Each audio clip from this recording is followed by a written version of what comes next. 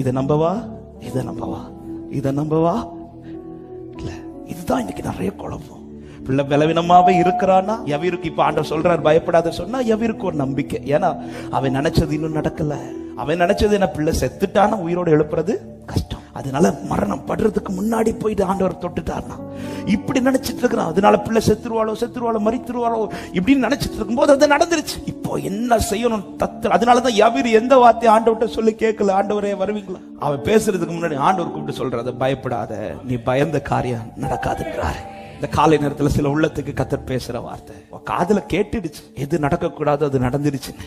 ஆனா கர்த்தர் இந்த காலை நேரத்துல உன் கூட டிராவல் பண்ற கர்த்தர் சொல்றாரு, உன் கூட பிரயாணிக்கிற கர்த்தர் சொல்லுகிறார். எங்கேயோ போயிட்டு இருக்கிற கர்த்தர் சொல்லல, உன் கூட டிராவல் பண்ற கர்த்தர் சொல்லுகிறார். உன் கூடவே நின்று கொண்டிருக்கிற கர்த்தர் சொல்லுகிறார், பயப்படாதே.